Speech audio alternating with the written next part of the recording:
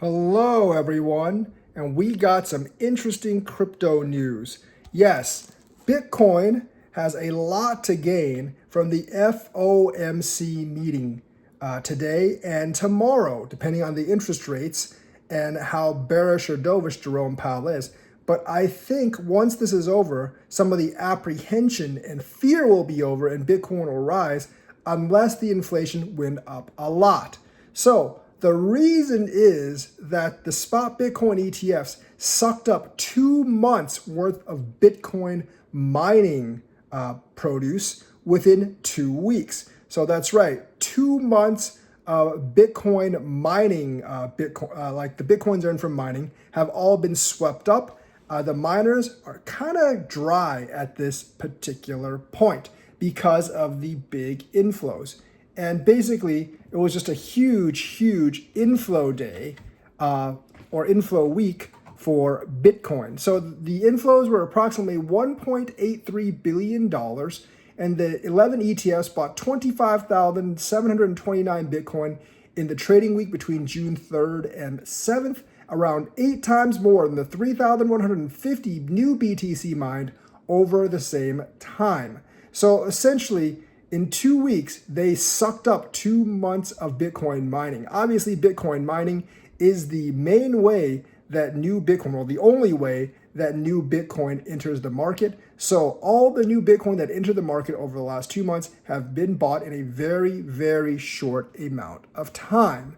So basically, the ETFs are playing a big role in all of this. And if the FOMC meeting is at least a little bit dovish, if Jerome Powell isn't completely gung-ho, if he gives any indication that there's going to be an interest rate cut in the future, I believe the extra demand for Bitcoin will push the price up, possibly past an all-time high. So the FOMC meeting, I believe there's more to gain from it than to lose. Obviously, that he can just say, we're never lowering interest rates, but I doubt he's actually going to say that. Yes, the labor numbers were a little bit better than projected, but I mean, like, things are still slowing down a little bit at least in terms of consumer spending. Not very much. The economy is still pretty strong, but at least somewhat in consumer spending.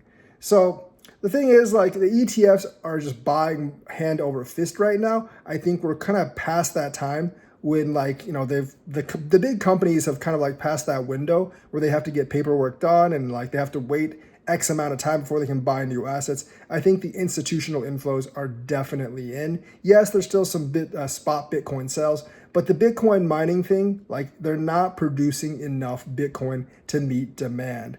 And that disparity is going to grow ever larger as time goes on. And they're just not going to have much left to sell because the miners don't want to sell everything. They still want to hold a bag left for later on, especially during the bull run.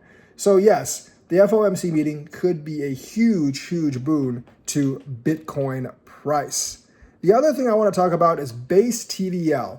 It surged to 8 billion just days after overtaking the OP mainnet, and it's going to basically eat all the other L2s. It's making huge moves. So base ecosystem coins are a good buy. So Base topped Ethereum Layer 2 leaderboards by transaction count and has been the most profitable Ethereum scaler for 3 consecutive months. And I do think that's going to continue. The other Layer 2s cannot compete with the power of Coinbase because they don't have they don't really have a CEX like Coinbase supporting them. And Coinbase is still the most popular and most trusted exchange in the United States. So the TVL surpassed $8 billion days after overtaking Optimism's OP mainnet. But the thing is, this is why Aerodrome is such a good investment, because unlike OP, unlike Arbitrum, unlike Matic, they don't actually have a coin. So guess what everyone's going to buy? That's right, they're going to buy Aero.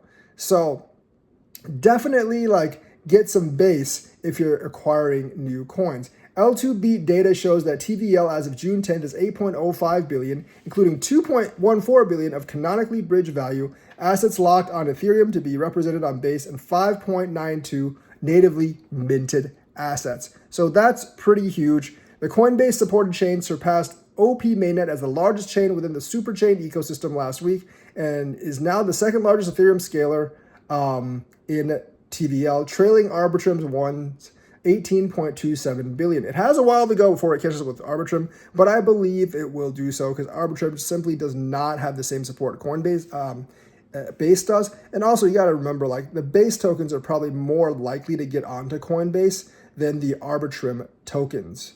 So basically it was only at 1 billion TVL on March 27th. It took them 7 months to notch that, but it only took them 3 months to go from 1 to 8 billion. Now, part of that is definitely just growth through the entire crypto market, but part of that is because Base is simply just a lot more popular than the others right now. And it's hot at this point. It's got a lot of the memes, which means a lot of the money is going to pour in, and Coinbase is definitely going to rake in the profits and the liquidity. So you can look at big moves with Base, and it's definitely heading upward, and it's definitely going up in an upward trajectory. So grab some of that Aerodrome and other Base projects, and you should be fine. So that's the news for today. Let me know what you think. Like and subscribe, hit that bell notifications button. Thank you, and have a nice day.